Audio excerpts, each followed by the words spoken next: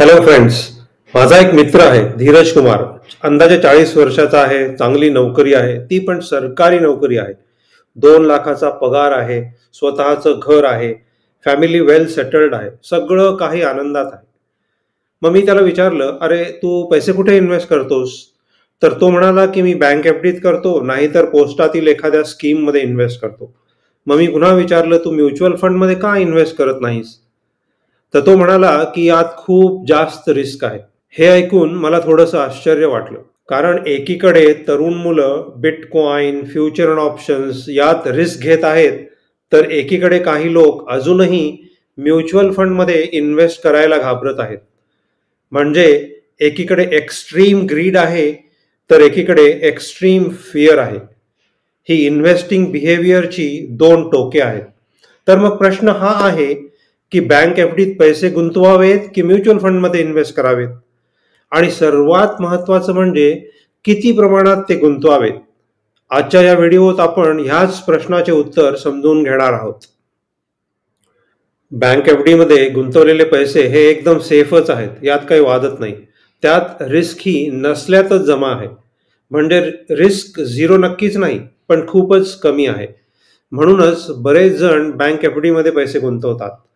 म्हणजे समजा तुम्ही एफडी मध्ये 1 लाख रुपये गुंतवले, तर त्याचे 90,000 कधीच होणार नाही. म्हणजे तुमचे पैसे हे प्रोटेक्टेड आहेत. आणि बऱ्याच लोकांसाठी हा एक फार मोठा प्लस पॉइंट आहे. ज्या लोकांना बिलकुल रिस्क घ्यायची नाही, त्यांच्यासाठी बँक एफडी हा एक चांगला ऑप्शन आहे.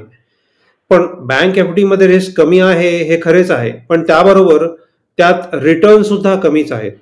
स्टेट बँक ऑफ इंडियामध्ये 5 वर्षासाठी तुम्हाला 6.5% रिटर्न मिळतात. म्हणजे तुम्ही जर 1 लाख रुपये 5 वर्षांसाठी गुंतवले, तर तुम्हाला 38,000 रुपयांचा फायदा होतो. आणि या रिटर्नवर इन्कम टॅक्स पकडला तर तो रिटर्न अंदाजे फक्त 5% होतो. आणि तुम्हाला सगळ्यांना माहीतच आहे की आजच्या घडीला महागाईचा दर हा अंदाजे 6% आहे. पण हा दर वेगवेगळ्या वस्तूंसाठी वेगवेगळा असतो. म्हणजे खाण्याच्या वस्तूंवर वेगळा, शिक्षणासाठी वेगळा, मेडिकल खर्चांसाठी वेगळा वगैरे. आणि हा दर 6%पेक्षा नक्कीच जास्त आहे. आणि जर वाढती महागाई लक्षात घेतली, तर हा दर पुढे जाऊन वाढतच जाणार आहे. आणि जरी आपण 6% इन्फ्लेशन पकडले, तरी 5 वर्षांनी 1 लाखाची किंमत होते 1,35,000 रुपये. म्हणजे तुम्ही जरी एफडी मध्ये 5 वर्षांसाठी पैसे गुंतवले, तरी महागाई लक्षात घेता तुमच्याकडे फक्त 3,000 रुपये उरतील. म्हणजेच एफडी मध्ये पैसे गुंतवले तर ते येणाऱ्या महागाईवर मात करू शकणार नाहीत. याचाच अर्थ हा की आपले पैसे वाढण्यापेक्षा कमी होत चालले आहेत. आणि ही एक फार मोठी धोक्याची सूचना आहे. बँक एफडी मध्ये पैसे गुंतवायचा हा एक फार मोठा निगेटिव्ह पॉइंट आहे. पण याचं एक ऍडव्हान्टेज सुद्धा आहे की ते म्हणजे तुमचे पैसे सुरक्षित आहेत. त्यात रिस्क कमी आहे. म्हणजे जर 1 लाख रुपये गुंतवले, तर त्याचे 90,000 हे नक्कीच होणार नाहीत. पण यात अजून दुसरी रिस्क आहे, ती म्हणजे तुमचे पैसे वापस मिळतील की नाही. जर बँकेत काही घपला झाला, तर तुमचे पैसे वापस मिळणे अवघड होऊ शकते. पण हे असं नॅशनलाइज बँकेत जसे की state bank of India, bank of Baroda, bank of India यात होत नाही. पण सहकारी बँकेत म्हणजे कोऑपरेटिव्ह बँकेत हे असं नक्कीच होऊ शकतं. आणि आश्चर्याची बाब म्हणजे माझ्या ओळखीच्या खूप साऱ्या सिनियर सिटीजन्सनी अशाच सहकारी बँकेत पैसे गुंतवले आहेत. आणि कारण म्हणजे त्यांचा रिटर्न थोडासा जास्त आहे. पण ही एक अतिशय चुकीची गुंतवणूक आहे. म्हणून मी असं सजेस्ट करेन की जर बँकेत पैसे गुंतवायचेच असतील, तर ते नॅशनलाइज्ड बँकेतच गुंतवले पाहिजेत. मग जर इन्फ्लेशन म्हणजे महागाईवर मात करायची असेल, तर आपल्याला गुंतवणुकीवर अजून थोडे जास्त रिटर्न मिळवावे लागतील.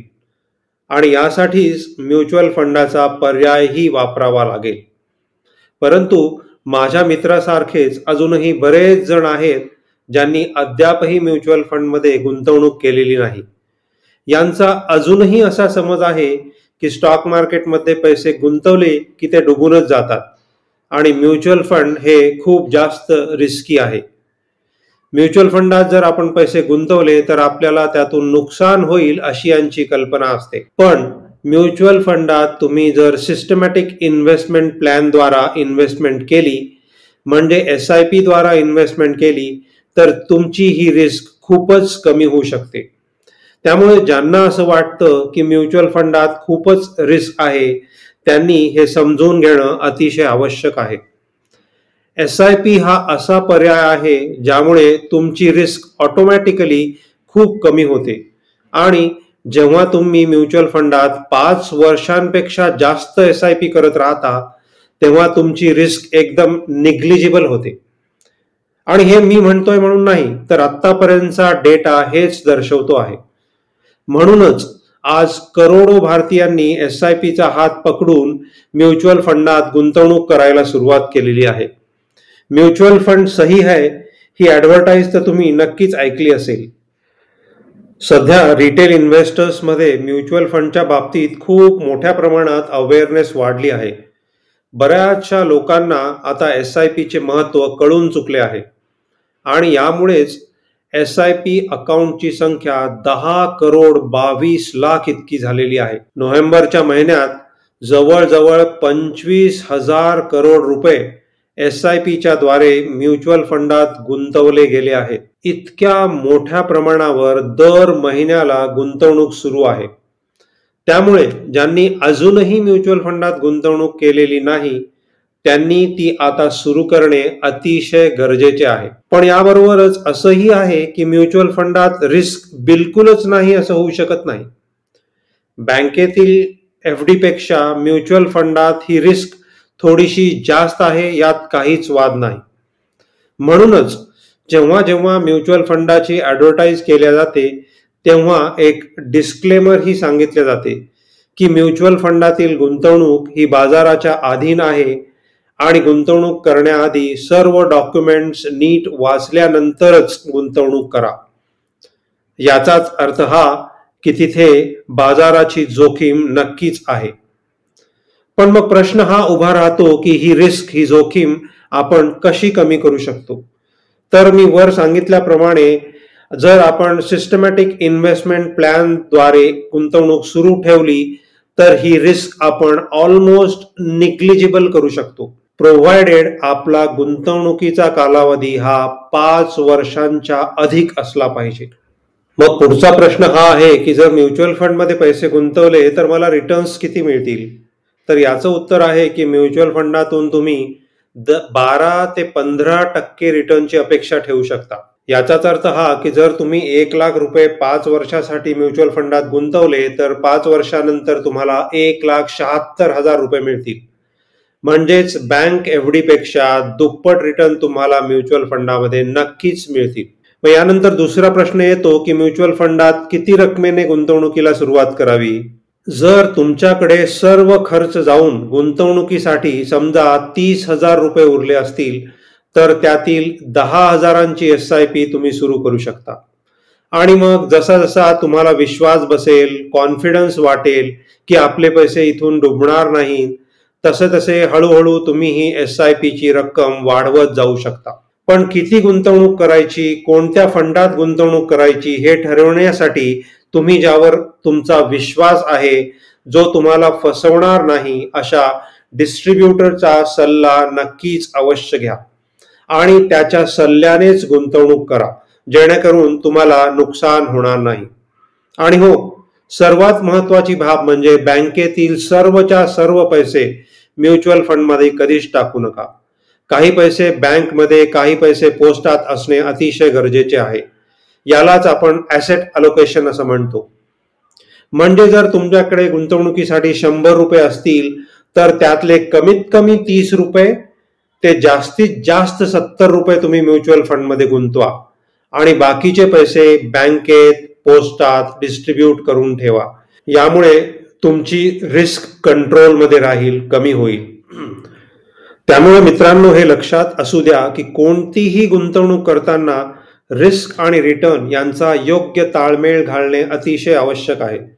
बँकेत रिस्क नाही म्हणून सर्वच्या सर्व पैसे बँकेत ठेवणं हेही योग्य नाही आणि म्युच्युअल फंडमध्ये मला रिटर्न जास्त मिळतील म्हणून सर्वच्या सर्व पैसे म्युच्युअल फंडमध्ये गुंतवणे हेही योग्य नाही.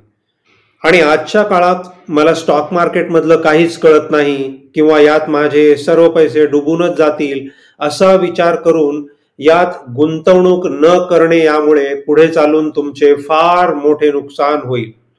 आणि मग रिटायर झाल्यावर तुम्हाला असं वाटेल की अरे मीही म्युच्युअल फंडात पैसे गुंतवले असते तर आज माझ्या मुलांवर मुलींवर मला अवलंबून राहावं लागलं नसतं आणि माझे रिटायरमेंटचे दिवस आनंदात घालवता आले असते.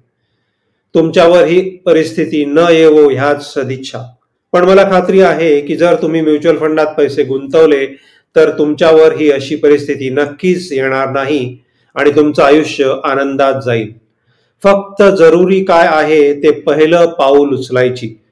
चला तर मग नवीन वर्षांपासून म्युच्युअल फंडमध्ये गुंतवणूक करण्यास सुरुवात करूयात. आणि हो, हा व्हिडिओ जर आवडला असेल तर चॅनलला नक्की सबस्क्राईब करा. Thanks for watching. See you soon.